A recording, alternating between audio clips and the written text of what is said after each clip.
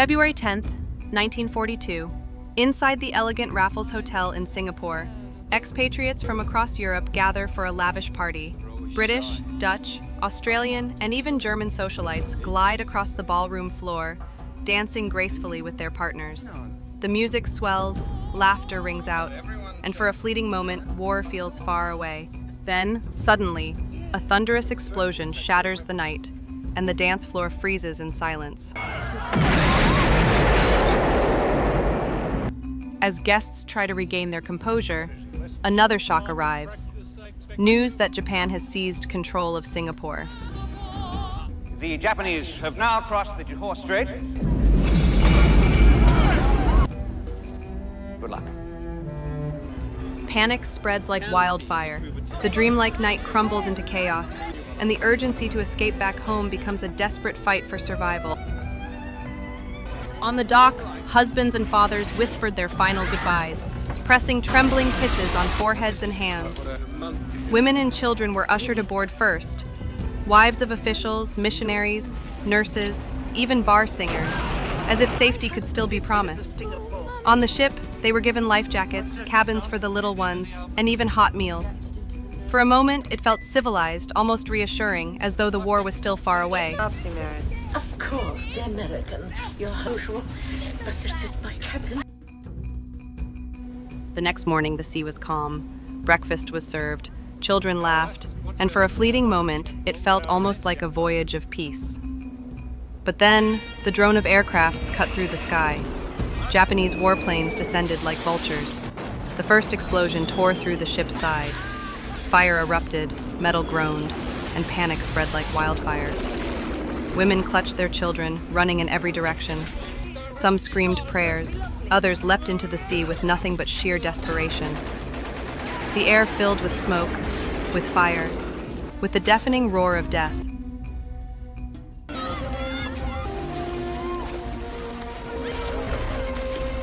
When the chaos subsided, only wreckage floated on the waves, and people scramble for lifeboats. And among it, 3 women, struggling to stay alive, their bodies tossed by the relentless ocean. Survivors of chance, adrift in a sea of ruin. The 3 of them crawled out of a sinking ship, dragging their broken bodies through mangrove swamps. Mud sucking at their legs, thorns ripping through what little they had left. But sure, survival is glamorous, if you like bleeding and smelling like swamp water.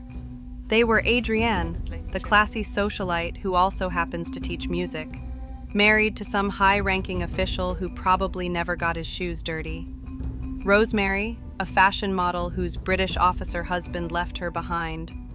What a gentleman. And Susan, the nurse, married to a soldier who couldn't exactly protect her from this mess. As they walked down one path, then came the sound. Surprise, surprise, it turned into the growl of a sedan engine and the squeaky wheels of Japanese soldiers on bicycles. Because nothing says World War quite like a convoy of bikes. Instead of bullets, they got a ride. Yep, a Japanese officer waved them into the sedan like some twisted version of a taxi service. And inside that car, still covered in mud, these women had the guts to bring up the Geneva Convention. Excuse me, sir, but you're violating international law. The officer just smirked. Oh, that thing? We never signed it. And just like that, reality hit harder than hunger or exhaustion. Nobody was coming to save them. The car finally stopped in a nameless village.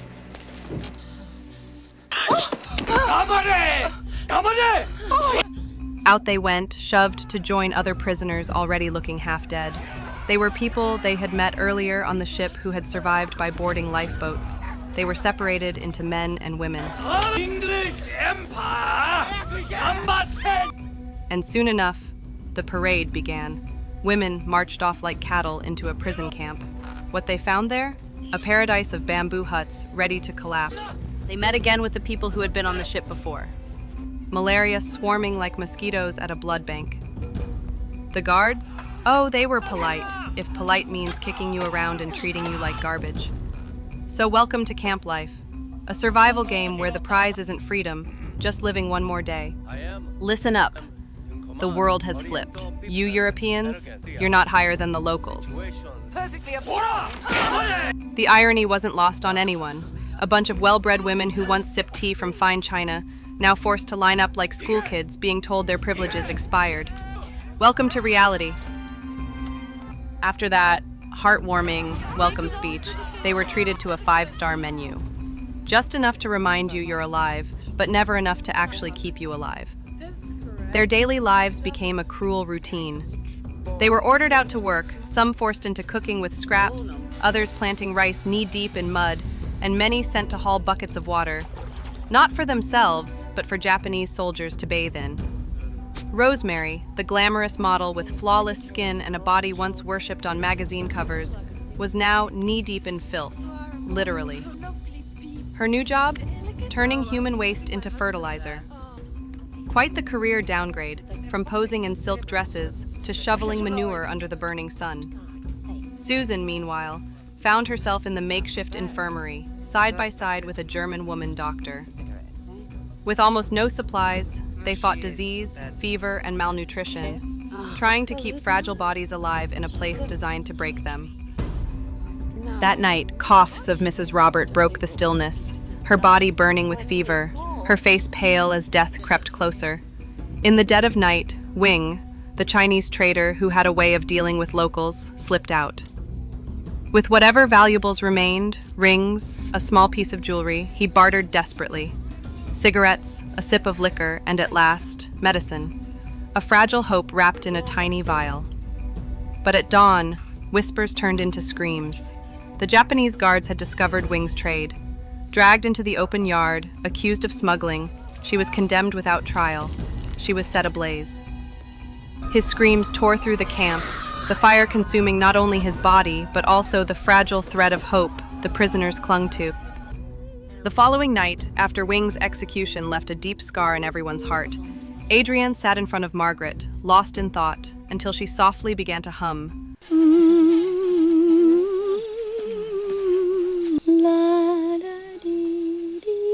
A fragile tune filled with longing for home. To her surprise, Margaret answered her hum with another note. Their voices intertwined, blending in harmony. Both women had been musicians before the war, and in that moment, an idea was born. What if they created a choir among the internees, a way to keep their spirits alive in the face of suffering? Over the next nights, they began composing simple songs, teaching them verse by verse to the others. But not everyone welcomed the idea. Among them was Tipler. Rebellious, stubborn, always seeking to contradict. To her, it was nothing but trouble. One more reason for the Japanese to punish them if they ever found out. Susan cut him off sharply. She reminded him that the Japanese wouldn't know unless someone reported it, just like what happened with Wing. Those words hit Tipler like a slap. He froze, silenced. The next day, during cooking hours, Adrienne and Margaret began training the internees. Adrienne smiled and declared, "This is not just a choir, this is our vocal orchestra." But suddenly, a Japanese guard appeared. With a furious shout, he scattered the group. The women panicked, running in all directions, the kitchen left in chaos. Yet their spirit remained unbroken. The very next day, despite the danger, they gathered again. Their passion burned brighter than their fear. One day, a Japanese soldier entered the camp. He handed Mrs. Robert a folded slip of paper. On it was a list of names, young women with beauty still intact. Rosemary's name was there. So was Susan's and Adrienne's. Am I on there? No. But not Tipler's. The message was clear. Those chosen were being offered a special invitation to spend time with Japanese officers. The promises sounded tempting: good food, soap, even a more comfortable life than the rest of the prisoners. And it was said to be voluntary, not forced. Yet behind those words, everyone knew the truth. It wasn't truly an invitation. It was a test of dignity and a shadow that threatened their humanity. Some began to waver, tempted by the promises whispered through that list. The thought of real food, a clean bath, and even a temporary escape from suffering was enough to cloud their judgment. Susan and Adrienne tried to stop them. With trembling voices, they pleaded, warning their friends that this was nothing but a trap, a cruel bargain that would strip them of their dignity. But in the end, the choice was theirs to make. No one could decide for them. Susan, a devoted nurse, shared a close bond with Dr. Verstock, a German doctor. Unlike most prisoners, Dr. Verstock's position was unusual. Because his medical skills were valuable to the Japanese, he was granted certain privileges. She often received crucial information before anyone else, including the truth behind the recruitment of young women as comfort companions for the officers. That night, the camp was silent. Suddenly, a Japanese soldier crept in and tried to smother Adrienne. But Adrienne was no fragile woman. She fought back fiercely and managed to break free. Her defiance, however, came with a terrible price. Branded as a troublemaker, Adrienne was thrown into confinement. There, she endured brutal physical punishment under the ruthless watch of Captain Tanaka. By the next day, the news spread among the women. Mrs. Robert, Susan, and Sister Anne bravely stepped forward. They approached Colonel Hirota, pleading for Adrienne's release. With courage and persistence, they convinced him that Adrienne was innocent. Whether out of mercy or reason, Colonel Hirota finally relented. Adrienne was freed, her body battered, her spirit nearly broken. She was then placed under the special care of Dr. Verstock, the only one in the camp capable of truly helping her heal. Weeks after the ordeal with Adrienne, the very first performance of the women's vocal orchestra, there were no instruments, only humming. But from those voices, an orchestra was born. As they began to sing, silence fell across the camp. Each note rose into the night, transcending pain, transcending captivity, as if carrying everyone beyond the barbed wires for a fleeting moment. Even the Japanese guards stood frozen, astonished that such beauty could come from those they deemed powerless. For the women, that night was more than just music. It was defiance. Defiance in its purest form, a declaration that though their bodies were imprisoned, their spirits remained free.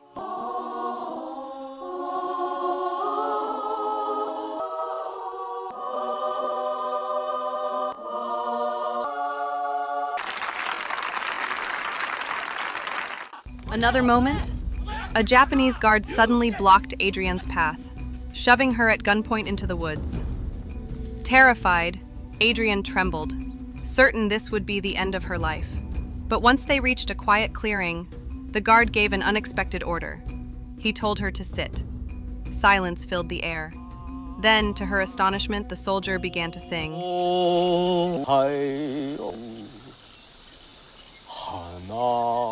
With a strange earnestness, he wanted to showcase his talent before Adrienne, believing she possessed the skill to judge music and art. It was an irony almost too surreal to comprehend. The next day, it was Susan's turn to face trouble. During the morning flag-raising ceremony, she muttered under her breath, a small act, yet more than enough to ignite the wrath of Captain Tanaka, the merciless overseer. With cold eyes, Tanaka ordered her to step forward into the center of the field. Before the watchful crowd, Susan stood firm, showing no sign of fear. The punishment was cruel. She was left under the scorching sun for the entire day, her strength slowly withering away. When Mrs. Robert attempted to bring her water, she was blocked. No mercy was given until nightfall, her hands tied and forced to kneel on sharp bamboo as a warning to the others. Seeing her condition deteriorate, Dr. Verstock finally intervened, pleading with the Japanese to grant her pardon. He argued that Susan was far too valuable as a nurse, and that losing her would be a loss for the entire camp. As dawn broke, Susan was still in the same position, her body weak, her face pale, her eyes nearly shut. Then came Captain Tanaka. In his hands gleamed a katana. He stood before Susan, raising the sword high above his head. It seemed certain, her life was about to end. But in the final moment, the blade never struck. Susan's life was granted pardon. Without Dr. Verstock, she would have been lost that very day. Days after Susan's ordeal, the tides of war shifted. Japan was on the brink of defeat against the Allies. As a consequence, the prisoners were relocated. None of them knew where they were being taken. They were loaded into transport trucks, driven through towns that seemed untouched by war. Along the way, they passed by the houses of the comfort women. From behind the bars, the prisoners caught sight of their former companions, now dressed in fine clothes, enjoying food and comfort, a haunting reminder of the price they had paid. Then came the most heartbreaking moment for Rosemary. By sheer misfortune, her eyes fell upon her husband. He had been captured by Japanese soldiers, dragged along in a pitiful state, thin, filthy, almost unrecognizable. That fleeting glimpse pierced Rosemary's heart deeper than any wound she had endured. The journey pressed on. They were carried deeper into the mountains, crammed into a suffocating steam train, gasping for air. Afterward, they were forced to march through swamps, their bodies covered in mud and leeches, until they finally reached their new prison camp. And when they arrived, the truth struck harder than ever. This camp was far worse than the one they had left behind. There was no kitchen, no rations. The women had to survive off the land. They could find anything, just to stay alive. Colonel Hirota and Captain Tanaka were no longer there, but the suffering remained unchanged. For Rosemary, her will to live crumbled. She grew weaker, her spirit drained. Mrs. Robert, too, fell ill once more. Her aging body could not withstand the harshness of the camp. Rosemary was now standing at the very edge of life, her body frail, her eyes fading. And Dr. Verstack could do nothing more. Every effort had been made, but fate was merciless. At last, the two souls they cherished most, the ones who had been their strength through endless suffering, were gone. The camp fell into mourning as they laid both to rest side by side. A farewell so bitter it felt as though the last flicker of hope had been extinguished. Life grew harsher still. Tippler resorted to eating snails just to survive. Margaret became sick, yet Adrian, though weary herself, kept urging her friend to hold on. And then, in the midst of despair, the unexpected happened. One day, Colonel Hirota arrived at the camp. The prisoners fell silent as he stood before them, and what he announced left everyone stunned. The war is over. We can be friends. The war had come to an end. The Allies had defeated Japan. And in that single moment, these women were no longer prisoners. They were free. Tears of relief and disbelief filled the air. After years of torment, the path home was finally open. One by one, they were evacuated to Jakarta, to Sumatra, before being sent back to their homelands. Yet behind the joy of freedom remained scars that could never fade. The memories of their suffering would stay with them for the rest of their lives.